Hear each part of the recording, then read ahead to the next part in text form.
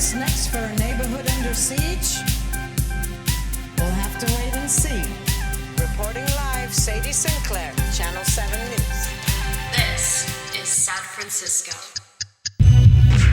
Welcome back to San Francisco, and I hope this doesn't sound like betrayal, but this episode you're about to hear is about releasing the idea that voting for a candidate or campaign is the best or even a good way to effectively change things for the better, and how voting is something that cements and legitimizes the system we're in, the US, top colonizer, funder of genocides across the world, and basically how every 2 to 4 years you're expected to donate to campaigns during election seasons that get longer and longer, and put your faith into politicians that are basically celebrities in elections that are increasingly more about vibes-based social media posts than actual plans to make your life better.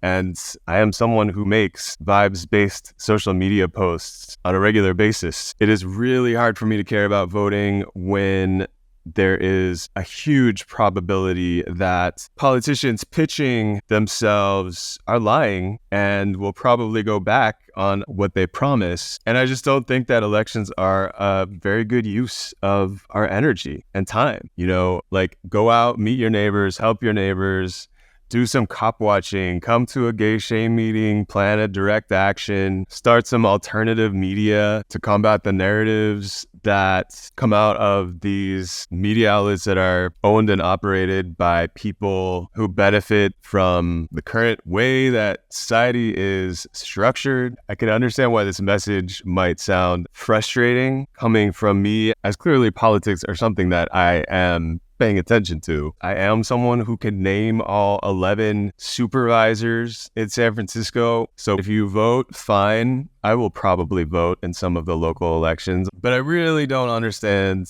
why people that I like, care about, are down to get used and make excuses for politicians who definitely do not care about them in almost all cases. And then if they do, it's a strange aberration. Edxi Betts is an old friend of mine who is an organizer in LA, and we're going to talk about the hopelessness of voting. And if you were going to donate to a campaign this election season, consider instead going to our Patreon, patreon.com/San Francisco, and donating. I promise it will have a far bigger effect than it would if you were to donate to just about any campaign on the lives of myself and our editor, Tofu, given that elections keep setting these incredible records for the amount of money that they're costing. So with what would be a drop in the bucket for one of these campaigns, you could fill what you could say is more like an entire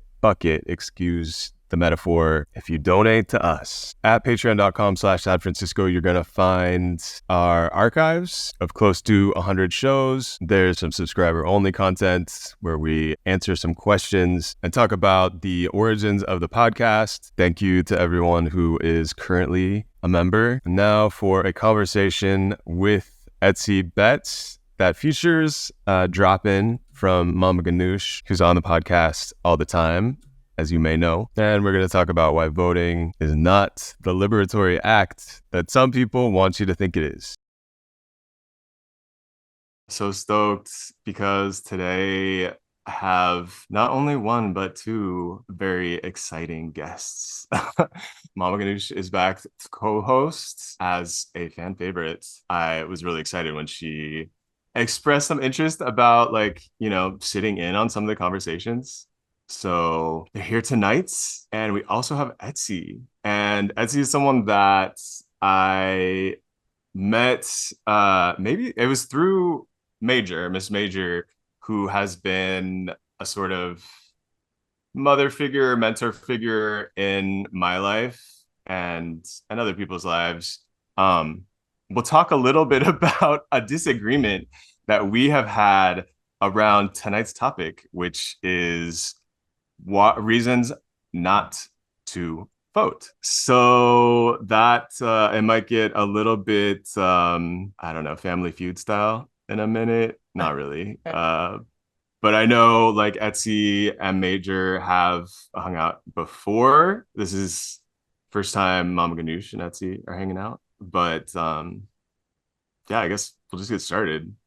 Again, the topic is reasons why people choose not to vote, why like ethically and politically, and it is literally a good idea not to vote for many reasons. And Edxi has done some content online around this very topic. And she's someone whose work I have respected for a long time. So, yeah, really stoked to have you on to talk about this in particular. You could say a little bit about the first time that you thought about voting. Actually, both of you. Yeah, first of all, thanks. Thank you so much for having me on the show. I definitely have listened in. Yeah, okay. The first time I had thought about voting, the first time was my only time voting for Mr. Barry Obama himself. Um, Made the same and mistake. then and then like a few short years later, maybe like I just, when I did vote, I wasn't very critical. Like I wasn't, involved. I wasn't like organizing or involved with anything. And then a few short years later, I was radicalized. I want to say like 2011, 2012, during the like Occupy, movement, being introduced to a plethora of different kinds of ideologies, yeah, led me to start reading and thinking more critically about what voting is. And pretty much since then, I have been very critical of the vote or voting. Mama Gadoosh, have you always been a voter? I was, and also I want to say that I'm a big fan. Like when I saw your name, I really love your content so much, and I'm really a big fan. So I'm like really honored just to come and celebrate you with Thank Toshio. you. I Yeah, I'm really just here. appreciate that. She Big is fan of living yours for you. too. Oh yay! Big fan of Yeah, yours Oh, too. love I'm a fest. big fan of Cute. yours. No, but I'm actually very similar to you. When I came to America as a refugee, I thought voting is the answer because I grew up in like a totalitarian Egypt as a Palestinian refugee there. And we never actually voted because as Palestinians, we didn't vote in Egypt. We're not Egyptian. And then if Egyptians vote, it's just basically garbage. It's a joke. Um, until honestly, I even voted for Joe Biden. I was so scared of Trump. I was so scared. But now, honestly, after like organizing and seeing how trans people that in like supposed to be in like injustice, social justice work kind of bail out on Palestinians and become like completely like Zionists, it's kind of creepy and scary at the same time. And also realize that the system just doesn't work. So I don't participate in this anymore. But I mean, it's different. We'll talk about this more on the local issues, but I don't really believe voting actually works on a federal level. Like, and honestly, even local level, because if you look at the amount of money that people are spending on local Mhm. level, it's terrifying. So yeah. To answer Yeah. your question, I used to vote and this is the first election that I'm actually kind of bailing on some of it. The fear that you mentioned of like, what if we don't vote? What's going to happen? That comes up every 4 years. And then also this idea that you also brought up about how elections are only getting more expensive every time. They're like so resource intensive.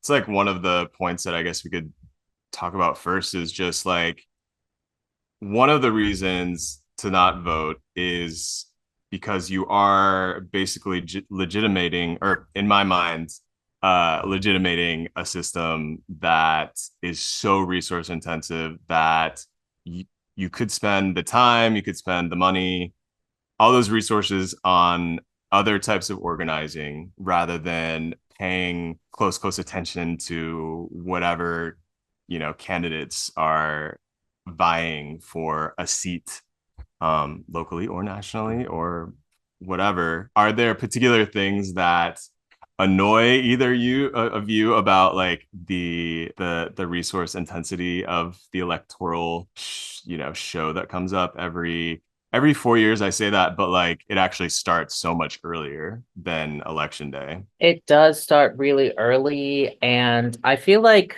that is one of the many things that annoy me about voting. Definitely how it kind of expands colonial empire, coercive power, coercion. And I hope there's a lot of conversation on voting right now, and it feels like a little bit more pushback against people who aren't voting, even from, so-called radicals who are like, just let them vote. Like, it's like, let them do whatever they want to do.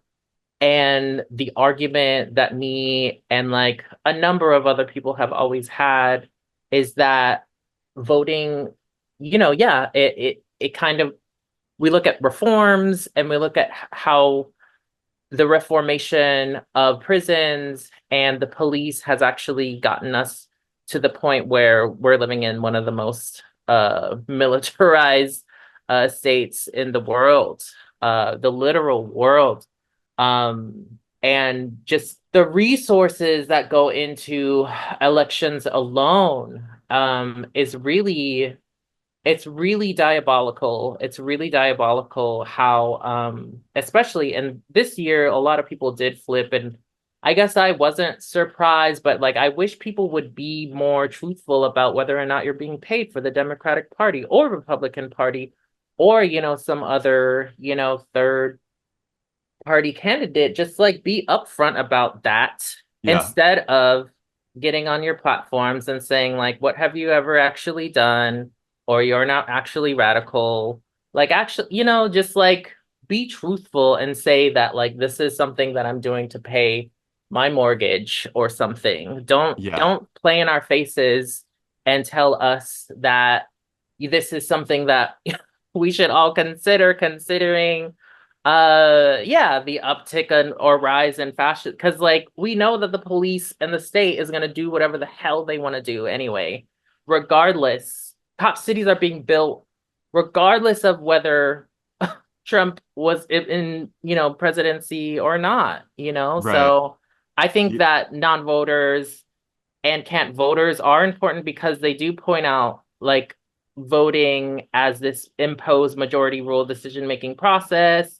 And in a country also whose indigenous population was decimated by the colonizers who imposed said systems of organization on us, and that has controlled the numbers of indigenous populations and captive Black populations, and by way of ongoing genocide, that recently those populations recently can now vote. So it's like, if you're really, really talking about like people like, oh, don't vote for third party, a vote for third party is a vote for if you're using these transitive, properties or logistical skills and rationalizing your numbers and everything, like think deeply, deeply and critically about how in the like our interests as marginalized peoples, historically targeted peoples, are never really going to serve the interests of the majority of the 60%,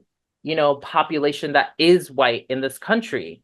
And don't even get me started on mass politics, but I've said a lot, so I'm gonna. Yeah, you have given us a lot that I am stoked to like, yeah, dig into.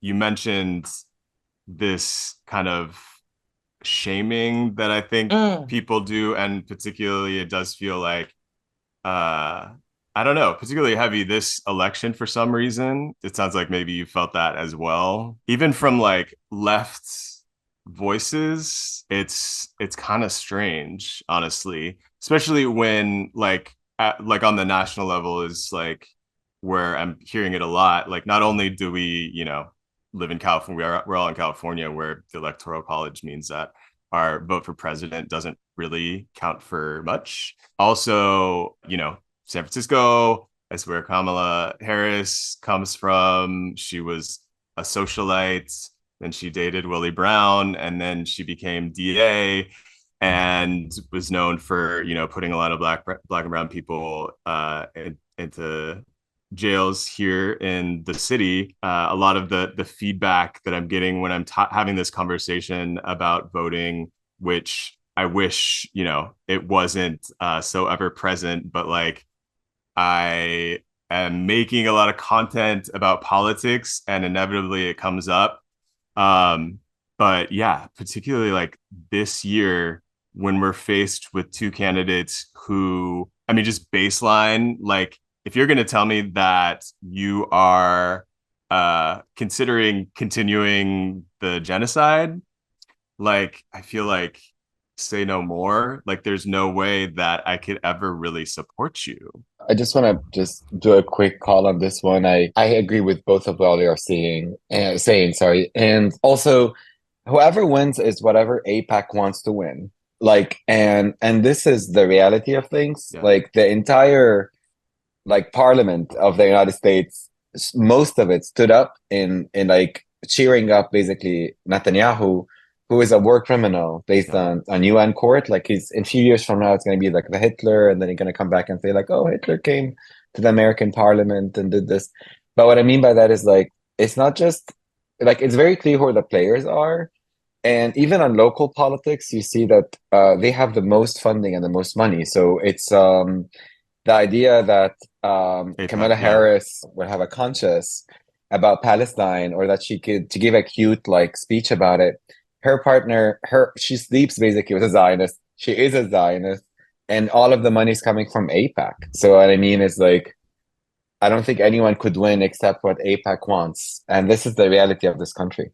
Yeah, no, it's wild. If you look at the funding for the different, you know, Congress people and a lot of politicians, the number one funder isn't like, you know, things that you think about like tech or big oil or whatever, energy companies. In many cases, the top like spender in terms of lobbying these politicians is the Israel lobby specifically. It's wild. One of my homegirls said it best recently. Her name is Giselle the Doll.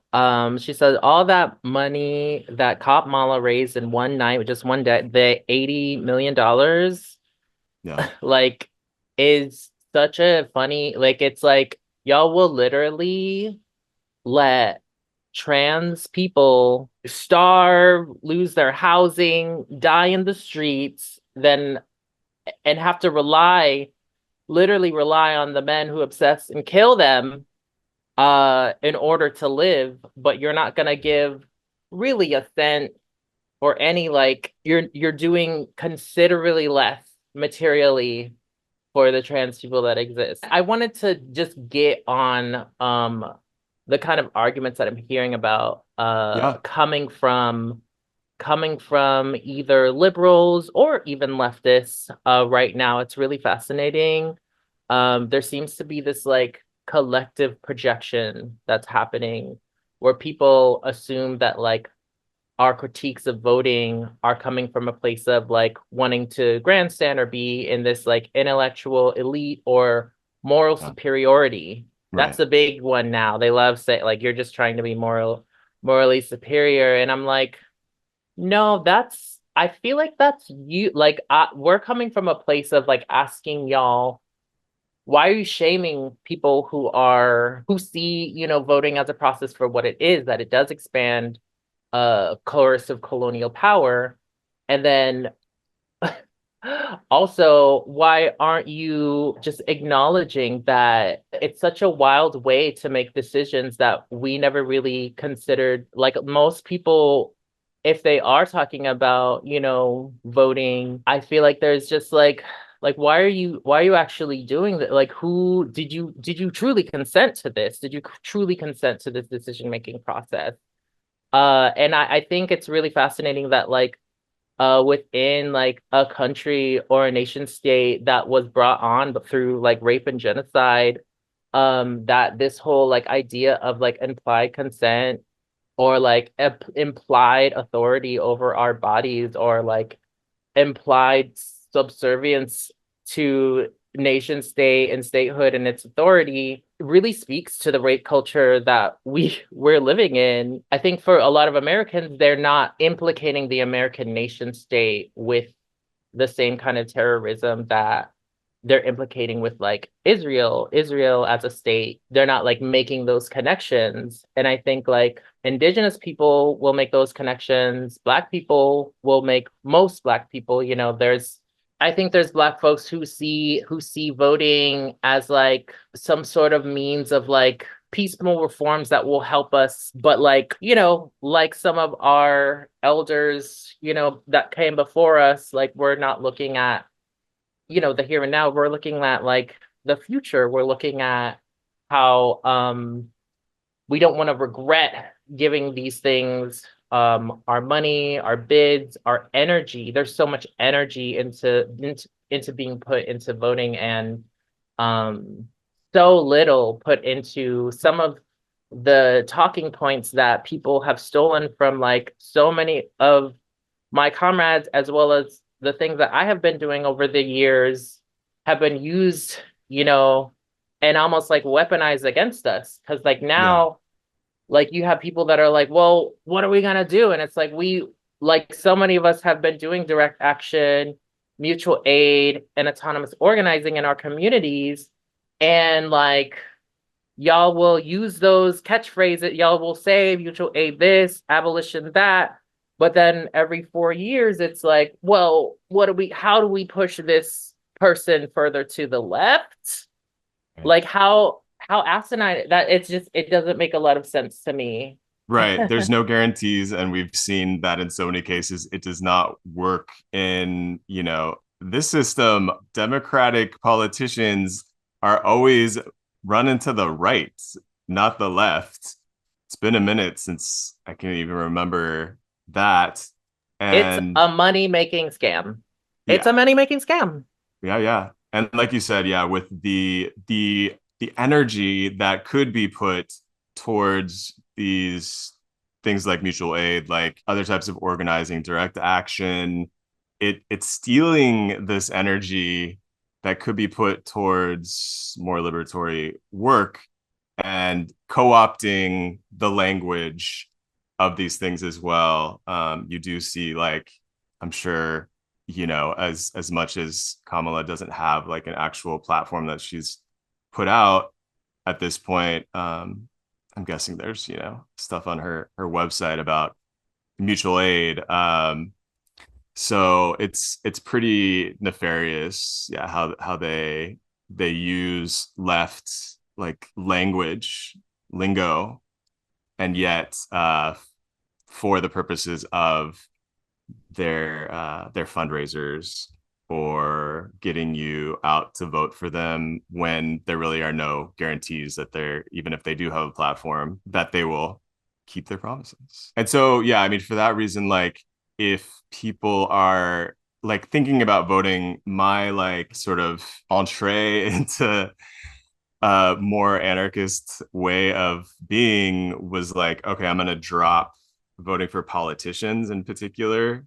And then like I was voting for, you know, like the propositions and like ballot measures, that sort of thing, which I still will do that sometimes, just given that like locally some of those things come down to a few votes. Even though like around the time that I moved to San Francisco, I remember, you know, there's again no guarantee that any of these things like result in positive change. There's like a lost news story that I should highlight in some video or something. Like during the mayoral race that Gavin Newsom won, about these like literal ballot boxes that were found in the San Francisco Bay.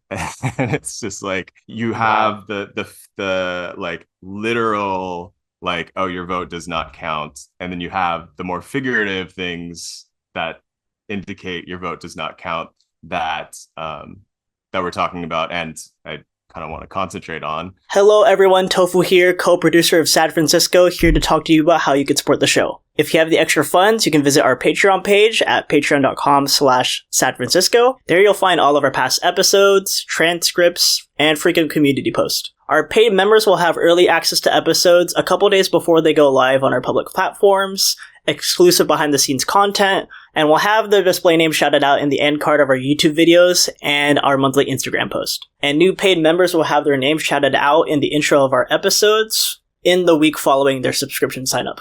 Go ahead and follow us on our TikTok, Instagram, Twitter, Facebook, and YouTube channel for more additional content and to get more info about the show. Lastly, if you're listening to this on audio platforms, go ahead and give us a rating. And if you're watching this on YouTube, go ahead and like the video. All of your support is greatly appreciated and it really helps us out. Okay, not so shameless plug done again. And now back to the episode. Mama Ganesha to Jets. But yeah, we were talking about shaming, and in particular, an argument that I hear time and again is like, oh, voting is a form of harm reduction. What would you say if someone brought that up? Yeah, that's also another co-optation of, people who have been participating in safe needle exchanges since, the AIDS crisis. I think I saw someone say, oh, keep harm reduction out of your mouth if you're not gonna vote. And I'm like, how have we Wow. where are we? Seriously? Because actually keep harm reduction out of your mouth if you're not going to mask in public places. Because the least some people could do is mask when they're going to the convenience store or in some of these public spaces, but you're not even doing that. So it definitely does speak to where we're at. And yeah, the fact that people are shaming people who are critical of vote. I mean, most people aren't like myself and making the connection of no, actually voting is reifying colonization. The state is people. The more we affirm and give it money and have it be the solutions to our problems, it's like an abusive ex-boyfriend. If he continues making problems for me and continues to being the solution bearer of said problems, he's gonna be in my life for fucking forever. He's gonna be in my life forever. Let's break up with the state and consider things on our own. I had at least one person who messaged me a doom and gloom kind of thing about how Trump is gonna be basically a king and we won't regardless of who wins though. What are you asking of people who can't vote? And then they were like, oh, they didn't really have anything to respond to that. And I was like, yeah, you see how it's so much projection. People have said that not voting is disempowering. And I'm like, actually, no, you saying that to not vote is the worst thing you could do, when it's there are people who are excluded from the voting process by way of age, by way of neurodivergence and disability. Again, let's play the numbers game. If you have the majority of people who are Black, Indigenous, Brown, prison population is mostly BIPOC people. You have the majority of them who is a small fraction of the voter turnout who are BIPOC in so-called United States. So y'all are going to vote in the interest of everybody that's incarcerated and everybody that can't vote. Right. It's just poking more and more holes in the logics of representation and the logics of serving the interests on behalf of someone else, when it's no, you have whatever interests that you have, you should work towards them directly.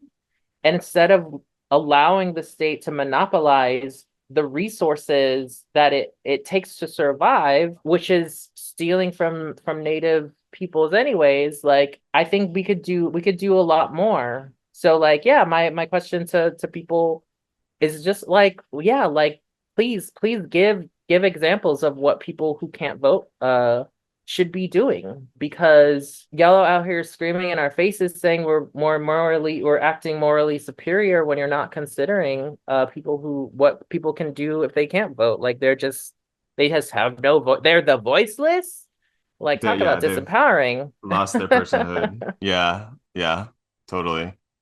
They are less than human, according to that logic. I think I will just say that for whatever reason people are deciding to work with the Democratic Party, whether it be for whether you think that's actually going to do something, or whether you think that or if it's just for survival, like because like best believe I had a comrade has about 40K maybe 60K followers, and he was like, oh, I got the emails. I definitely got the emails asking me to make a voting content, and that they would pay me.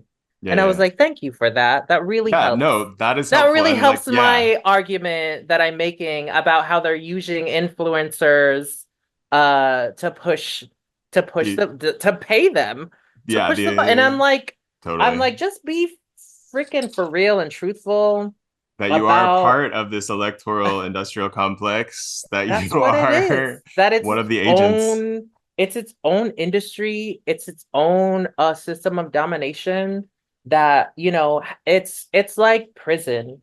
It's like how a prison works, how they get, the people who are incarcerated to like get moving or get acting better, is they dangle these privileges in front of people and they say like, if you don't do this, you're gonna lose your privileges. And like that's what rights are giving, it's like without the distribution of rights and right giving and the power to take them away, there wouldn't be an apparatus that establishes oppression that we have to invest our time and energy and adapt its logics in order to live and survive. Kamala is a self-proclaimed top cop. Like Mhm. that's Out the of her mouth. Yeah, self-proclaimed. Yeah. And like, she wears that proudly. I don't know if people are just trying to get behind her. I don't know if people are just like, dang, once any of them becomes president, it's game over.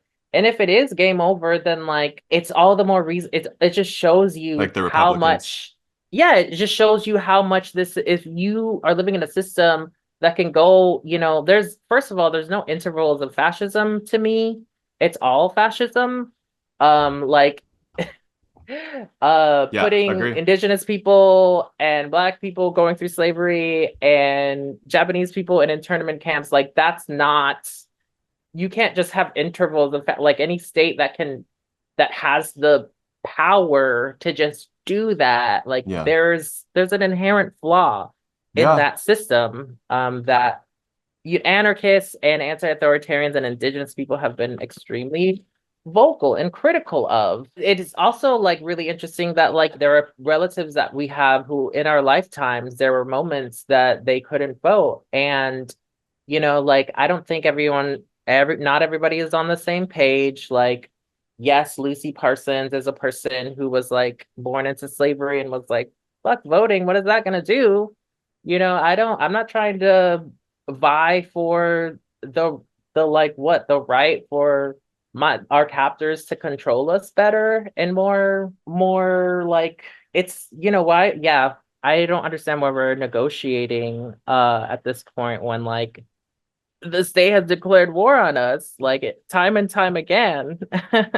And Yeah, it's, yeah. yeah, it's not direct explicit consent. I think the most important thing that I can say about my refusing to vote or my not voting, which it's funny because I've looked at like felony charges and like if those stuck, I wouldn't have been able to make those choices to vote. So that's also another argument. But like in terms of consent, like radical consent, right? Whether I vote or not, like me not voting is not consent to the state to have authority over my body. Not voting is not consent to whomever rules over me. Like just understand that. It's that simple. And like I think it's, I'm concerned. I'm really not trying to one up anyone. I'm just concerned because like even with propositions, I looked at some of the propositions that were hitting California back in like 2016, 2017 maybe. And some of them were like, yeah, we'll strike this and that, but also we're giving you so much more police. Like it Right. was like Yeah, yeah. along with this reform, you were also getting a side of police. with everything.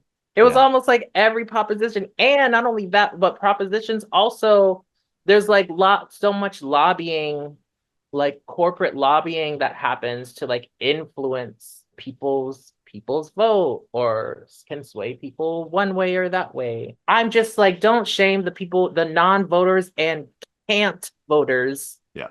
When this election is rigged for, you know, this bipartisan dictatorship to win either way. Yeah.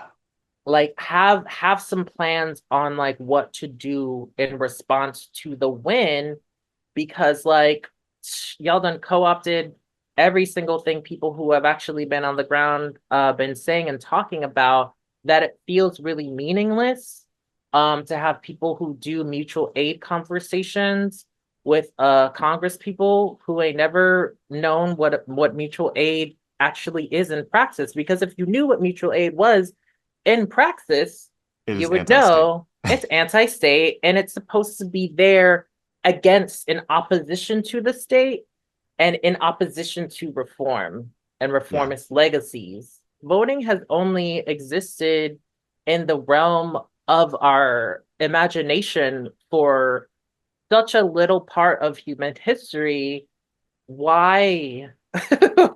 Why are you giving it so much legitimacy, like as a colonial decision-making process, as like, you know, under the banner of representative politics? Because that's, I think like there's a lot of conversation too about, oh, identity politics and blah, blah, blah.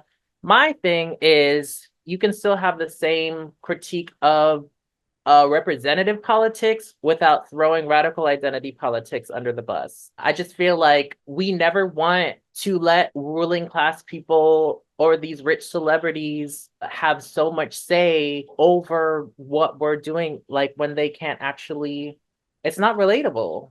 So like, when you say radical identity politics, maybe you could like let people know what I like radical identity politics that look at complementary systems of domination, like white supremacist, imperialist, cisnormative heteropatriarchy, that establish, create, and foment the kind of isms and oppression that we are having to live through, that is then sustained by every state institution that exists.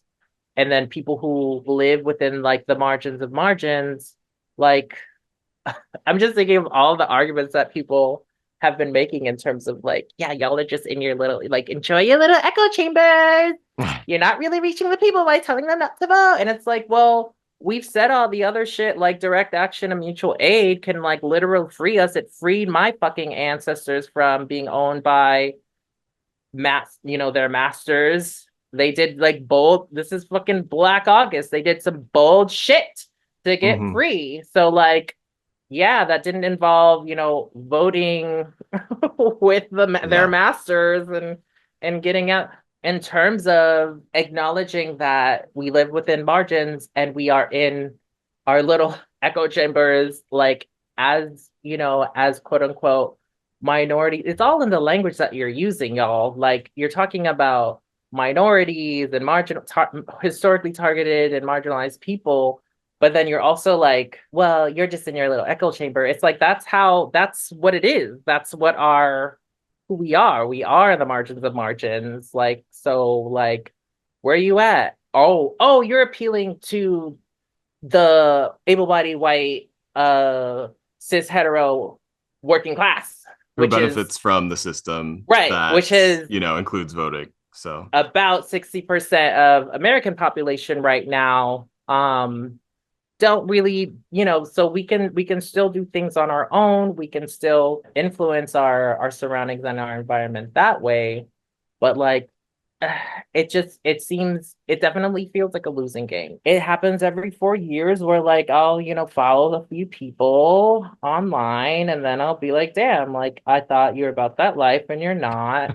right. And, or people, who have like put on productions about radical whatever, or like our, performances of like Malcolm X or James Baldwin, and And then then 4 years later they're like, but actually vote, because if you don't vote, then you're a vote for, now they're saying, now it's like, it's so juvenile or immature to be like a vote for one person is a vote for the other. Like, it's like, Yeah. what? I Yeah, no, they got to come up with new ways to argue New for the arguments. system that, does benefit certain people. Right now, there are quite a lot of Black liberals who are just critical, or they're basically calling the folks who are critical of Kamala anti-Black.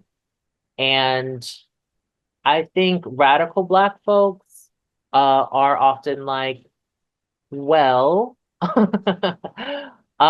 it's not anti-Black. My reasoning for when things are and aren't anti-Black is if it is in service of and representative of the state. So it's not anti-Black to criticize Kamala or Barack Obama because they are agents of the state. It is not anti-Black to criticize police or mayors when they are in service of the state, the settler state, which is an inherently white supremacist anti-Black colonial apparatus. To weaponize, identity and usage to use Black identity for statecraft, that is actually the anti-Black. So you know how I said like people are projecting like hell right now? Yeah, that's part of the projection. It's like, oh, you're just moral superiority. You're just trying to be best to me at being Yeah. ethical. And it's like, No. ooh, boo, like, let's take a look in the mirror, because it's giving projection. It's giving like, wow, like, let's step back, because this is all some people are doing. You are allowing the Karens of the world to say that, like, I voted, and that's all they did in comparison to me, y'all. In comparison to, like, I know a lot of y'all don't know what I've done because I don't talk about it online, but in comparison It is a lot. Yeah, it is a lot. It is a So, lot. like, hella I'm organizing. so burnt out that I am bedridden now. I've been bedridden for like years now. And I don't think people should push themselves to the point of organizing that myself, or like even people like Miss Major, or even other, a lot of the girls You in the got to think about past have done. sustainability. Yeah.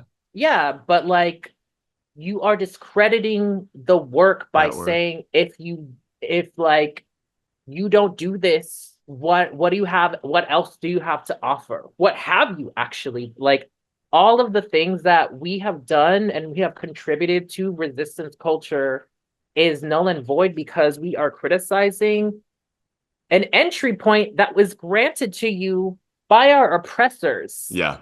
Yeah. So Yeah, Etsy's resume is come here. longer than my own for sure, organizing wise.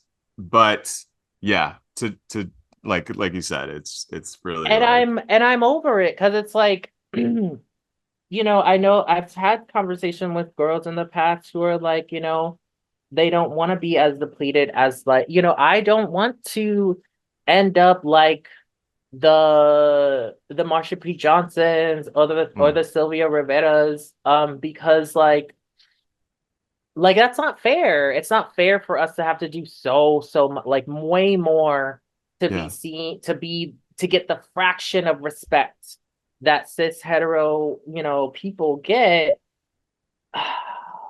But I'm also like, I can't unsee the things. I can't unsee all of this, and I can't just like turn it off like other people are doing. Like, it seems like people are just like, I wish no, I I'm could just kidding. compartmentalize like that. That would be amazing. Yeah. Total. It's like people are separating, little things to I can't do that. I can't just like not live by the things that I've been saying and doing and working towards. I'm not in competition with anything else but the state apparatus. Like, we have not been at war with anything else but, this freaking terrorist nation state. It's just exhausting. It's really exhausting. And, I really don't want terrible things to happen to people, but like, implicated, like we are complicit. There's so much complicity that people who live in America are like within, like it's in terms of like, but like voting is like a direct, like you actually, it's like again a Yeah, no, projection because it's like, no, actually you can't complain if you vote. Like we are you got number one colonizer. Yeah. I mean, we talk shit about Israel, but yeah, I mean, but no, Israel US exists. Israel because was of the funded US. because of the US. Israel is considered like the other state, the sister state of the US. Yeah. And like that's so much of, I see some of the really popular Palestinian folks who are like, Jill Stein is the person to get behind. And I'm like, no, that ain't either. Like, that ain't it either. Because, like, a third party person is going to rear and steer the imperial empire. Like, I. How about, yeah, no more presidents, How no more about no more, mayors, no no more more violence, Congress no people. more Yeah. coercive violence of the state? How about that? Yeah. How about Yeah. that? There was another trans woman. Oh, I really can't remember her name. If I can find it, I will shout her out. But there's like this known TikTok person who does these songs about, or just like talking about, I would have never imagined the leopards would eat my face in reference to conservative Black folks or conservative trans folks who end up if they're at a rally or if basically being sold out by the conservatives. And I feel like the same thing can be said of or the person that I saw this point being made. They pointed out that like, well, that's the same thing when it comes to liberal, like you're like, as a liberal, like you're thinking that you're by voting in this like political party that has historically been white supremacist and has historically still funded genocide here and abroad, that it's just and been in major support of financing prisons, police, boarding schools. You don't think that those leopards are going to eat your face either. And, it's just pointing out that, like, when it comes to these kind of like bipartisan politics, it's all statecraft, and it all falls under the banner of fascism itself. So a lot of the times, like, you scratch a liberal, a fascist bleed, is the saying, like, where we're seeing like people's knee-jerk reactions to some of the only strategies that they have, some of the only kind of like rah-rah that they have been willing to get behind, and then being upset that like people are critically intervening and talking about how, like, in the end, white supremacy wins, still anti-blackness still wins. These peaceful reforms haven't really garnered us a way out of this mess that actually further entraps us. I am constantly talking about politics. I'm talking about politicians a lot of the time on podcasts, in little videos for TikTok or whatever. That does not mean that I'm interested in getting into the electoral industrial complex at all. It's just that it's a way, in some cases, to use an example of how the system isn't working for so many people, to talk about other issues. If our mayor is conducting more sweeps of unhoused people, as is happening right now in the city, it's a way to bring it up in like sort of a newsy way, just trying to communicate. And a lot of politicians make for like pretty good villains. So I'm going Right. to reserve the right to continue to clown them, even while, you know, reserving the right to not vote. It's funny, like I just heard that like in some countries are trying to like legitimate the system to the point where like it can be a crime to not vote. Australia is one of them. I don't know what kind of like fines or fees they Mhm. uh you know will slap a person with, but yeah, just heard that it Oh is my actually God. illegal to not vote there. um and yeah, Wow. particularly thinking about like a place that is also, you know, the result of genocide. Hmm. It's it's pretty fucked up. Yeah, yeah. Trying to, it's like I can't even understand it from a strategic point at this moment. Like I'm in terms of like expanding power and how much resources, like $80 million, like $80 million that Kamala could, like you could probably get, possibly urge Kamala to give that to anyone else That's for like any other 24 thing. hours. Yeah, that's so wild. Yeah, yeah, yeah, yeah, Like that's unacceptable. yeah, And yeah, like you're gonna criticize, you're counter criticizing people like us yeah, for talking about it, for talking about how much money is being poured into it. yeah, Like, yeah, okay, yeah. As much we as lost the plot. yeah, as much as I do not want to talk about this thing, voting that is disturbing to me, it is a way to you know, like come up with excuses to talk to people that I respect and really like, you know, so thankful that you came through and Mhm. gave me some arguments that I can like use to talk back to people who are, I know like I feel like this episode might be a bit controversial with some Yeah. people, I but mean, I don't appreciate doing what I have done for the last, decade.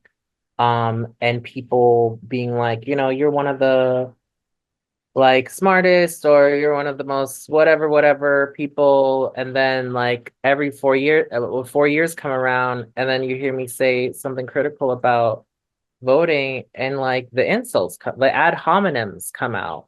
yeah, And I'm like, I don't know. Yeah, what are your arguments against me personally have to do with me criticizing how you can reinforce political colonial power? Like I don't yeah, I don't no, yeah, understand. And like I think so many of us are feeling in some type of way about this because we have lived through this long enough to know that our tactics and our strategies as people who don't work, I don't, work within nonprofits, let alone, yeah, these larger political campaigns.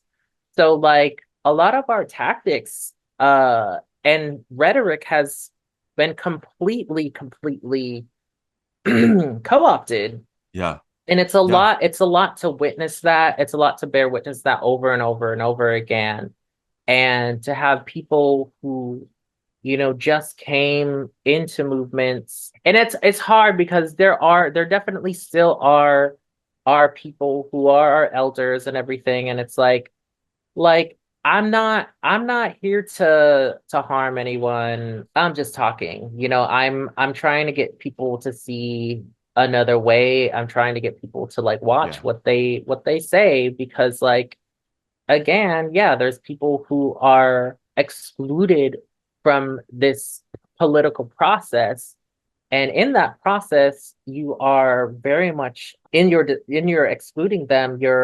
It's very disempowering to hear people like, if you don't vote you're useless, or don't complain. if you don't vote. Yeah, And it's yeah. like, what if you can't? Like, and like Classic. we're being morally Yeah, yeah, yeah. superior, like we're being like morally, like what, like Right. Yeah, no, I mean, uh, it is not to say that I hate anyone who goes out and votes. I just think that you're making a bit of a mistake, and that all of the energy that you spent paying attention to the the races could have been much better spent doing any other form of organizing. And as like in particular, like with this election, it does feel like I can't think of anyone that I've talked to who would say that, okay, after 4 years after Trump, that under the Democratic Party's leadership, that things are significantly better. So I would also ask like people like, what do you think? What are you getting out of this? Like this, it does feel like a self-flagellating kind of like circle. right. And you're gonna co-opt, Malcolm X, like, 3 years, the next 3 years or so, and then that last year, fuck Malcolm X, I guess, like it's really messed up. It's really messed up, and like it's exhausting. It's really exhausting. Yeah. I mean, I don't yeah. know how else to spell it. Like Yeah.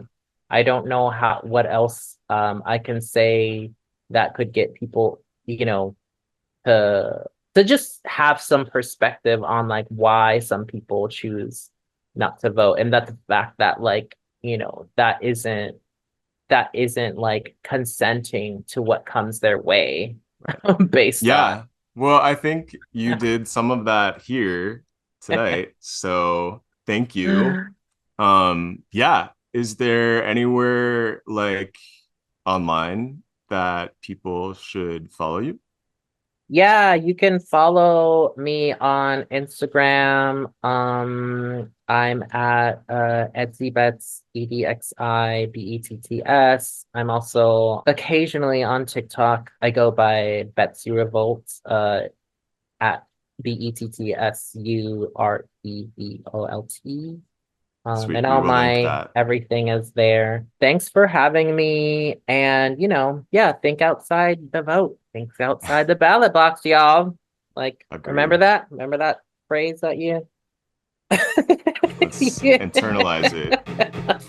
Let's really think about it this time. Oh. Thanks so much for having me. Thank you for listening to Sad Francisco. I am Toshio Meronek, and my co-producer is Tofu Estolas. Patreon.com/Sad Francisco is where you can find our past episodes and transcripts, and it's also where you can help us out with a donation. And if you do, it comes with some benefits like getting the episodes a few days early, and our gratitude for allowing us to keep making this podcast, which we love to do. See you next time in Sad Francisco.